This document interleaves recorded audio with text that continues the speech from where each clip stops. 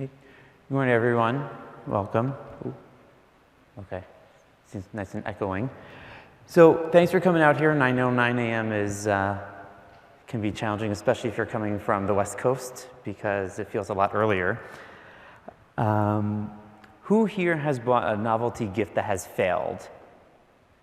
Who's planning on buying one for their kids when they leave, today or tomorrow? So I definitely have that. You could be the running joke in the family for years. You can scar your 2-year-old so that she's afraid of the color purple. I've done all of these. But sometimes they actually work, and they work well. So when I was 5 or 6, my parents got, for the kids' bathroom, one of these shower curtain, novelty shower curtains with a map of the world. And somehow that stuck with me. I went all in. I went geography competitions and things like that.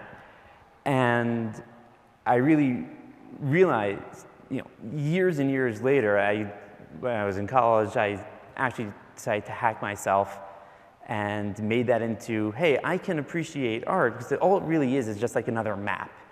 And the thing with maps is you can stare at them forever, and there's more detail, there's more data, and you'll never run out. And that is really what we have here. So in Office 365, there's a huge slew of services, and there we go. And really what we have here is along with the different online services, you introduce a whole lot of risk, right? There's security risks you're used to on premises. You have compliance solutions where you could lose intellectual property, you could lose customer data. You have requirements about retention, around deletion, about who has access to things. And it's a known problem. You know how to do this on premises. You probably have some solutions for it already. And then when you move to the cloud, what do you do when you don't control the actual hardware, you don't control the network, the applications? And then just to top it off, productivity requires collaboration within your company, outside your company, everywhere. And if you can lock it down, but then you're going to get shadow IT and people are going to go do what they need to do to get their work done. And so you've now increased your attack surface, and you have all these different people, vendors, external parties, malicious insiders. We've heard all the different examples for all those different hacks from Target, Sony, NSA. We've seen those everywhere. And we hear from customers over and over again, how are we going to be secure in the cloud? What are we going to do? How do we plug our existing solutions in to the cloud? So the answer to that is what we have in Office 365 is our auditing platform. So what we do is we unify and aggregate all the signals from the different Office 365 workloads, and we have this auditing platform that collects everything. In about an hour and a half, I'll be giving a session next door about the intelligence and insights that pull the signal from the noise within Office 365 Security and Compliance Center. But what we have here, and what we'll talk about today, is our Management Activity API. And that's an API that is a little bit different than APIs that you're used to. And what it does is it is meant to be a connector to a custom solution. So you're used to an API that might query a database live. That's actually not what we're talking about here. We have other ways of doing that, hour and a half next door. But what this API is a way to pull data down once and only once for every event. And you don't have to worry about duplication, about backfill, about what your look-back window is. And that's what we've built over here. That's what we're going to talk about today. So what is it and how does it work? Right now, we've got SharePoint Online, OneDrive for Business, Azure ID, which is how your directories and authentication work, Security Compliance Center, Exchange Online, Power BI, half a dozen Office 365 services already in there, The others are on their way. We'll talk about that later. And we collect all of that data, and it comes in to an Azure microservice that we have in the background. We actually have two different channels, and I will explain why again another time, because I wanted to leave a lot of time for why we're really here to look at the awesome stuff from Microsoft IT. But just briefly, what that microservice does is it takes the data from all those services and it puts it into what we call the shredder. What the shredder does is it converts logs from the individual services and separates them out per tenant. So for each tenant, we have a partitioned, separately encrypted queue where we have all of the events that happen in within your organization. We put it into our own database. We have our own first-party applications and reporting and dashboard and intelligence platform on top of that. But we also have this API that comes out from that queue that lives in the cloud. And then we have a whole bunch of different content types and streams that connect out to our partners. There's some Microsoft products that sit on top of this API. There are also a slew of partners and third-party apps that exist. So just to give you a sense of what we have, there are over 4,000 different events that are already inside of the API that you get access to. We have 1 billion events coming in every day across the service, and that number is just still skyrocketing. So it's a huge at-scale system. And right now, we have 300 third-party apps that are connecting to the API, 2 terabytes of data every month. And just to give you a sense, these are just some of our biggest ones. A whole bunch of these people from the different products are in the room right now. If you want to stand up and wave, you can find, OK. 9 a.m.'s tougher. But really what we're here for is looking at what Microsoft IT did. So I mentioned the API, we have a whole bunch of partners that are integrated into their own SIM and CASB solutions that you have already deployed. But the star of the show here is Olaf, who's going to talk about what Microsoft IT built on their own to get amazing, amazing dashboards and insight out of the API. So without further ado, Olaf, thank you. It's all yours. So my name is Olaf. I'm with information security at Microsoft. I work as a senior data scientist. And what we'll talk about here today is how we are using this API. And what we had was a need to share externally and a need to audit that sharing, because our current process a few years back was using an extranet with sharing where individuals would be given an account and were able to log in. The business process was so slow that we had a slew of Dropbox users just coming onto the network. And we saw that we needed to have this capability of sharing externally, but without auditing, that was not going to happen. So we worked with the product team to find ways to ingest this audit data. So our policies are that information must be classified. What you see on the screen is HBI, which is high business impact information, MBI, moderate business impact, and low business impact. So regulated information such as social security numbers, passport, financial information, healthcare information, and so on is considered HBI, along with trade secrets, etc. So being able to understand the classification of the data and the underlying sharing of that data and use of that data is very important to us. We also found that some users, not all users, but some users, about 23%, share too much. And many of you probably have someone that you know or a child that you know that is sharing way too much on Facebook. Well, that happens on SharePoint as well. So I see it resonates. And this has to do with human nature. So I said I'm a data scientist, but I have a background in clinical psychology in addition to computer science. And we have studied this problem for quite a while at Microsoft because you can't change human nature. I mean, we would love to, but we can't. So we have to acknowledge that there is going to be a part of the population that share too much. Then how do we address that? Well, that's then the key. So in order to understand why has then enabled us to understand how we can address the issue. So this oversharing is sometimes causing us problems. And what ends up happening on SharePoint is overly permissive ACLs. So this is the other issue. We have about 160,000 users on SharePoint Online, and of these 160,000 users, no users understand how many that really is.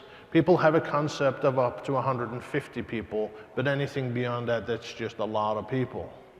But what people don't realize is that if they set everything quite open, 160,000 people have access to your information, and that may not be what they intended. So helping users making the right decision is key to us. And in order to do that, we have to understand how they make these decisions. So how do we detect inappropriate sharing? Well, the Activity API, we are collecting from the API, from Daniel, about 35 to 40 million events on a daily basis. If you go in and look at the actual raw data, and I guess you'll have to be a little propeller like myself to actually do that, but if you do, you'll start realizing that people's behavior is actually captured microsecond by microsecond. You can see the Word document as it gets created, uploaded, etc., whom it's shared with. You can see how it goes from colleague to colleague and then up to a boss, for example. There's a whole set of data here that makes it becoming the quantified self, just starting to look at this data. So what it allows us to do is to see who shares what data, when, and also how. And we get to know where it's shared in the world, we get to know whom it's shared with, and that has helped us gain business insights that has truly reduced our risk significantly, and we'll talk about that in a minute. The key issue, though, is that if individuals overshare regulated information, you're in trouble. Or if they overshare IP or trade secret, you're in trouble. And this is our issue as well. And now DLP is really good at finding regulated data, not always as good at finding IP. So again, this is where the Activity API can help you make some of these inferences. Now, the other issue is we also have some users that create business processes. And then to make this business process useful for others as they implement it, they may embed a username and password into the business process document. So we actually have found that this was a big problem for us. People uploaded documents onto SharePoint that contain usernames and passwords. Well, that's not a good thing. And it's especially not a good thing if it's shared with 160,000 people. That is no longer a secret. So the key thing about this behavior, we would not have been able to understand all of this if we hadn't had this capability of using machine learning to identify these kinds of issues and identify how this is occurring. So we're actually able to identify this and remediate it. So big data and data science. So as I said, we import about 25 to 30 million records daily. It's increasing as we speak. Now, I see we have a problem here. We do not have 43% classified as HBI. We have 4.3% classified as high business. So there's a typo here in this deck. So more than 90% is not as concerning to us. The most concerning data, the 4.3%, is what we really care about. Now, here's where we are using the Activity API plus our labeling. We are now able to extract what's happening to the highly sensitive data rather than having to worry about every document that's on SharePoint. So having this understanding of what is high business impact, where it's at, and who's using it is what enables this type of analytics. Now, what we also did analyze, we analyzed 11 million sharing or 11 million classification decisions, and of those, only 2.3% ever revisit their classification decision, and that's usually because we prompt them. We have a process in place that looks at whether they have a proper classification or not, and if not, then we request that they fix the classification issue. If they don't, they get 3 notifications. If they don't fix it by then, we actually remove their access. We take away their SharePoint sites. But the key thing is, people do not go back and look at their decisions after they make it. And the implications for you is that whatever they have made as a decision for that site, for that document, stays for the remainder of the time as long as that site or document is up. So this is also how you get drift over time. Someone thinks that, well, this isn't so very sensitive, so we'll just have an open access on it. And then over time, sensitive information gets added to it. If you don't have a process of capturing that, then it will stay open for the remainder of the time. Now, as you can see, we also request that our users review and remove access for external users. Again, when we look at the data, people don't do it. So we are also looking at, should we change our policy in this space? Should we look at forcing users to actually add these external users back in, rather than just having them confirm that they should be there? Because as we can see, unless you're prompted to do an action, inaction is what we see. So this is human nature. If you don't have to worry about it, you're not going to worry about it, unless you're an anxious person, that is. Most people aren't. Now, we did identify this issue on high business impact information being shared externally, and because of that, we did apply a new policy which reduced our improper sharing by 100% and actually reduced the overall sharing by 80%. So how do we get there? If you take an Activity API, you get that 20 to 30 million events on a daily basis. Well, that's too much for a human to read. But what it allows us to do is to do statistical analysis on it, using machine learning, using statistical software such as R, if you're familiar with Microsoft's R server, for example. So you can build graphs of how people share and whom they share with. So we do this analysis. We have done it on HBI. We built our models there. We also done it on MBI and built models there. We don't care about low business impact, so there's no point in building a model for that. But the key thing is, the Activity API is big data for us. It's not huge. We have another data source where we collect about 7 billion events on a daily basis, which is on our Windows devices and servers. But the key thing is, that's machine-generated events. A lot of that is noise. In SharePoint Online Activity API, except for one node, which is noisy. Everything here is an actual behavior by a user. And that's another key thing to take away as well, is that just because you have a lot of data doesn't mean that it's good data. Understanding the data and understanding how to extract the value out of the data is the key. And what I want you to take home is that graph analysis, statistical analysis on the behavior has allowed us to identify anomalous behaviors, such as exfiltrating data, and that's probably one of your key concerns, and also where people are improperly sharing too much, which is also a concern for us. Because what we have found is that in some instances, someone shares too much, a third person who's not really part of this space is gaining access because it's too broad of an access control on the site, and then takes the data. So the key thing is,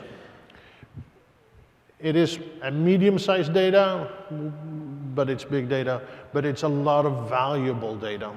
And I was talking to a large oil company, I'm not going to mention any names, but their chief information officer, he asked me, well, so you're doing all this for security, what about productivity? And that's the flip side of this data. This data has a lot of value from a productivity perspective, not just from a security perspective. You think about how you can understand utilization, increase productivity, see if any of your awareness campaigns and so on is landing. This data will tell you. So we're also collaborating with our team internally, it's called the DISCO, the Discovery and Collaboration Team, so that they can also extract insights from this data. But again, just to reiterate, this graph analysis allowed us to identify more than 3,000 sites that were externally shared inappropriately. We had a new process put in place. Only 700 are now sharing externally. They all have a policy exception with a valid business justification. So that's number one. How many of you have a view into what's shared on Dropbox or other consumer sharing sites? Absolutely none. And so did we. We had no idea what was being shared. So the key thing about external sharing on SharePoint is, at least they're sharing on your platform, not on someone else's platform. And two, you can work with your users. So it's not that we deny, we allow users to do it, we help them find the right way to do it.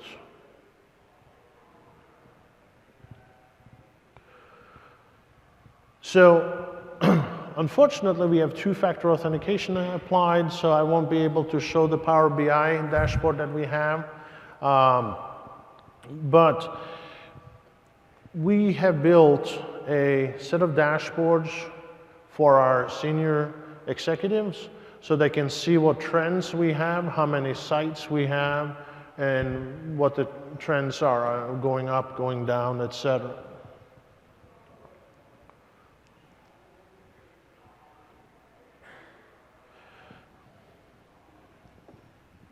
So,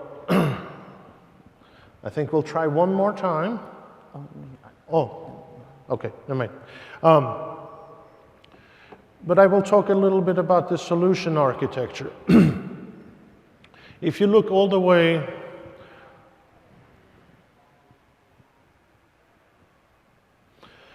to the governance solution, so you guys see the mirror of what I see.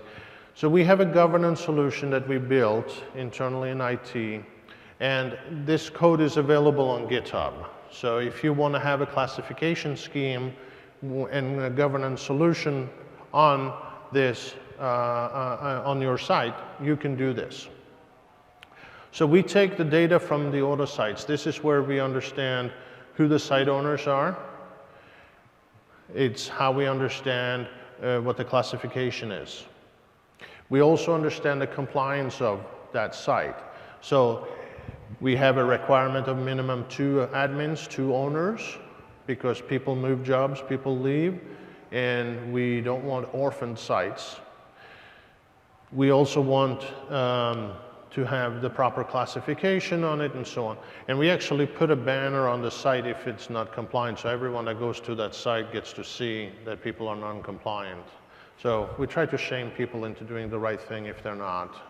But if shaming doesn't work, after 3 notifications, you lose the site. So this data goes into an Azure Data Factory process. We also take the DLP data, which we're also extracting out of SharePoint or out of Office 365 Online. It contains Exchange DLP data and SharePoint Online DLP data. And we pull that out through PowerShell. And that gets into an Azure VM. Now that's all changing, and we are starting to move away from VMs and using Azure Data Lake. When this was first architected, Azure Data Lake was not general availability, so we couldn't architect using that. We are now using Data Lake rather than blob storage, but we're in a transition period. So we get the Exchange data. We get the audit data from Exchange, SharePoint, and AAD. And again, we pull that in as blobs and have it in Azure Blob Storage. We also push this data into HD Insight, and this is a repository where we have data from all our Windows events. So we're actually correlating data from SharePoint Online and AAD and Exchange with what's happening on the individuals' machines as well as our servers. And this allows us to have a rapid incident response should there be any issues. So now this HD Insight instance will probably at some point in the future also be transformed into Azure Data Lake. Now, in order to do our statistical analysis, you have a couple of choices. We use R, that's what our team has chosen to use. You could just as easily use Python. Or in Azure Machine Learning, you can literally build models by drag and drop. So there's many ways to build the analysis for your security analytics, as well as operational analytics. Now, you can use R within Azure Machine Learning as well. So I don't know how familiar you are with big data and machine learning. The key thing here is that there's a full stack from Microsoft available to do some really, really in-depth analytics. And with SQL Server 2016, R is built in. So if you have data in SQL Server that you want to do analysis on, you can do that with R. And we extract data from HD Insight, which is Hadoop, as well as outside of Data Lake, or from the Data Lake into SQL Server, and then do analysis there, or we do analysis on top of the raw data. The problem with doing analysis on top of the raw data for our billions of events is that it takes a long time. So there's all trade-offs that you have to consider. So the final part about this architecture is what you can see on the bottom. We are able to take all of these events and generate information into a dashboard that allows our business to make a decision. So the best example is, of course, the decision to change our policy to address the oversharing that we saw. It also it also allows us to have a conversation with the service owner in regards to what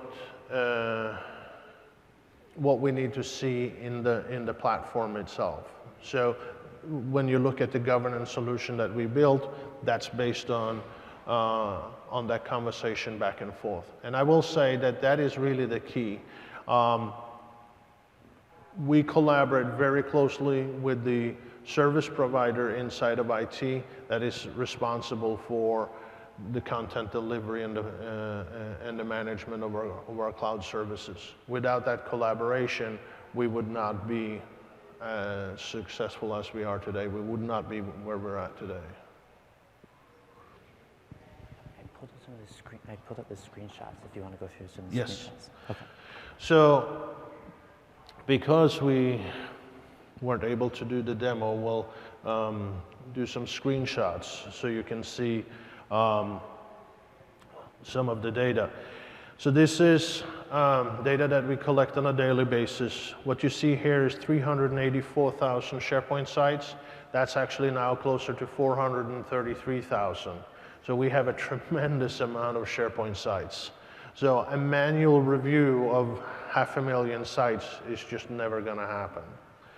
As you can see on the next one, scroll back up a little bit, 164,000, close to it, 163 and something, requested the capability of sharing externally. Yet if you look at the number below, only 24,000 are actually sharing. So this is another thing we need to look at. People request more than what they use. That tells me they request more than they need. So keep that in mind as well. So when you manage your SharePoint Online, think about what capabilities people think they need compared to the capabilities they actually need. And the best example here is this difference between what they requested and what they're actually using. So if they requested it and they don't use it, they probably should lose it.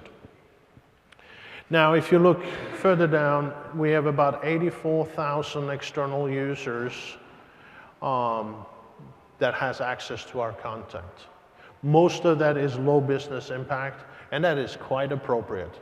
We also have now public information available so that our product teams, marketing arms, and so on can actually publish onto this content portal with public information.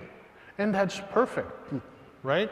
So one of the key things we also had to address with this external sharing was we had to extend our classification to also include public. So now we have a capability to allow users to share externally public information on SharePoint Online, which is appropriate. So if we scroll down a little bit, oh, yes, this one right here. No. Which one do you want? That one, yes. One of the things here too you can see is how sharing occurs in your space. OneDrive for Business versus SharePoint. So as you can see, most of the activity is actually on SharePoint. You can also see how many, the ratio of files that are fetched versus synced. So as you can see, syncing is quite often. And you can see file uploaded and file checked in and file renamed are very, very few indeed. So most of it is file viewing and then file fetching. But again, it's kind of a business insight that would not have been available to us without this Activity API. So if we scroll down a little bit, We show this. yes. So now you can see how OneDrive for Business and SharePoint sharing is actually going on in our environment. So OneDrive for Business is clearly where most external sharing is happening, whereas SharePoint, there's less. So again, you can see there's more sharing on SharePoint, but less external sharing. And here's our DLP dashboard.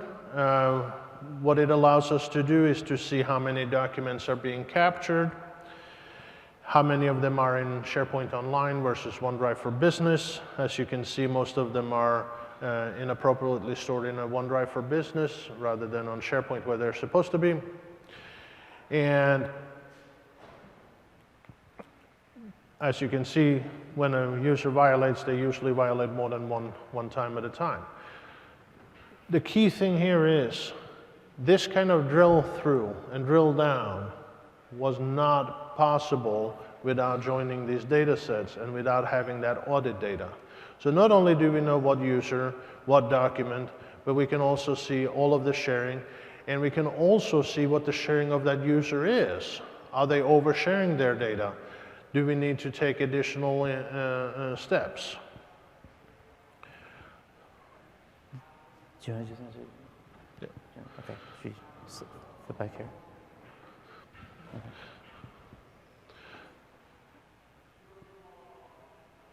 So the key thing is, healthy collaboration is what you want. It's what drives productivity, it's what drives profit. So we do enable that through site classification and labeling, through signaling, telling users what they can and can't do, and we give them a visual cue if they are not compliant. And we provide training programs so that users know how to apply rights management services if it's regulated data and it must be encrypted, how to properly set their ACLs, and what proper sharing looks like, and to provide us with a valid business justification if they need to share highly sensitive business information outside the company.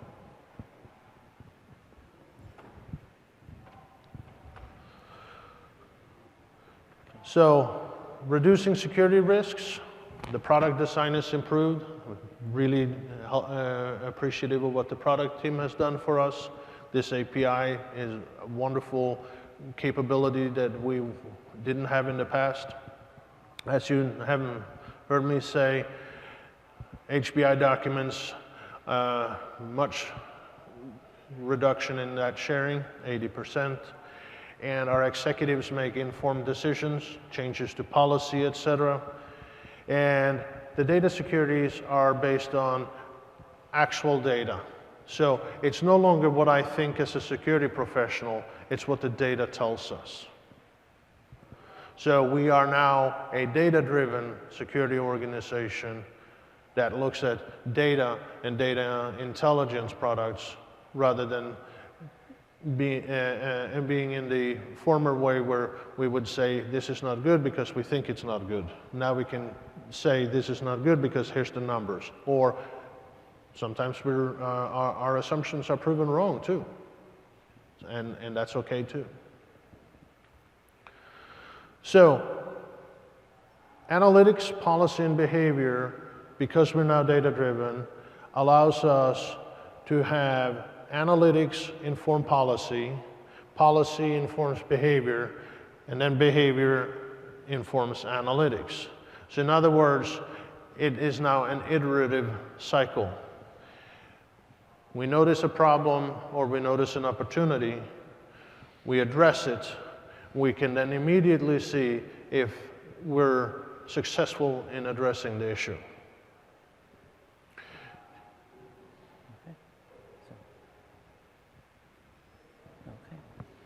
So just to give everybody, where you can go from this, we have some links up here for getting started with the API. We've also have the case study itself that we just walked through is published as well, and we're working with legal to actually publish the source code for this project as well, so that you could actually take it and apply it to your own organization to get the same types of dashboards.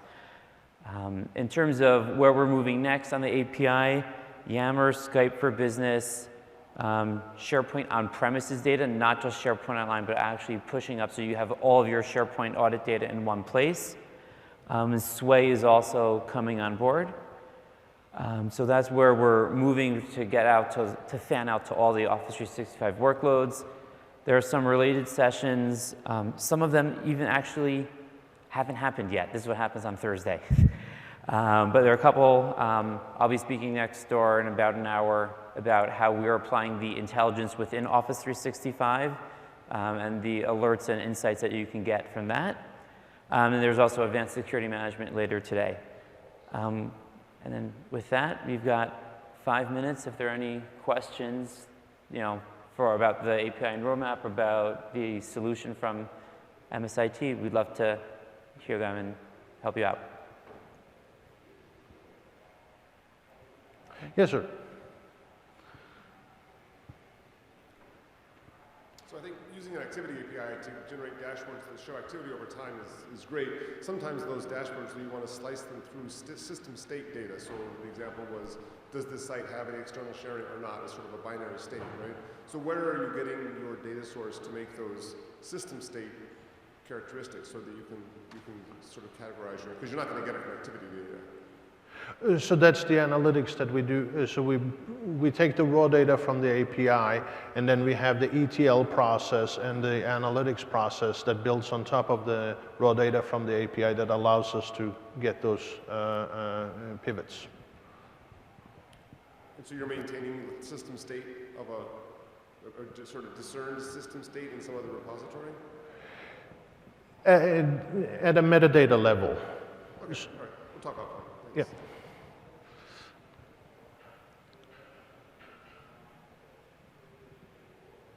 Okay. Oh, Well, yes, sir. oh.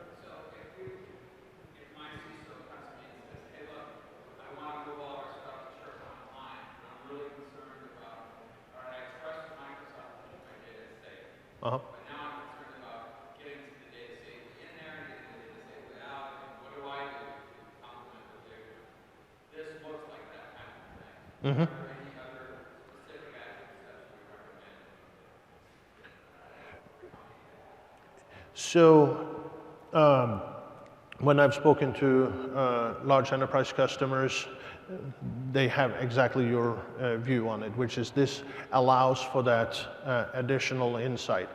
What I would recommend is tie it with other data sources as well. As you saw in our architecture diagram, we tie it into data that we have in ArcSight or the data that we get from our devices.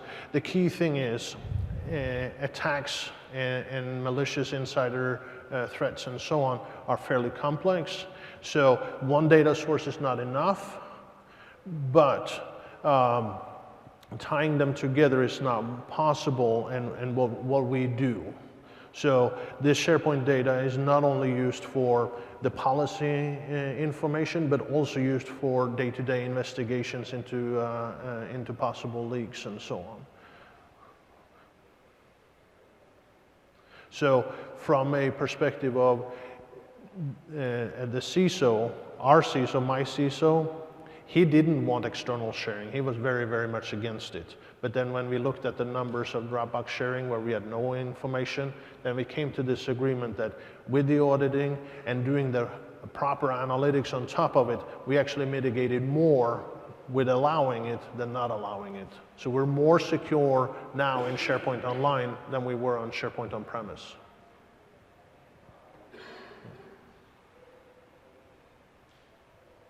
Okay. Well, thank you, everybody. We'll be sticking around. Okay.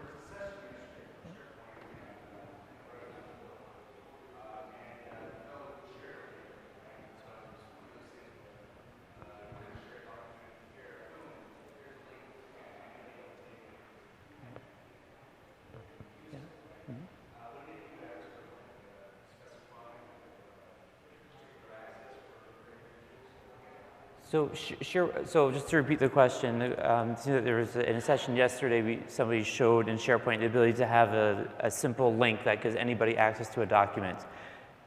On that page where you do that, there also are other options for a company link that only works, that's for anybody in your company, and also to specify individuals. So there's that demo use the anonymous link for everybody.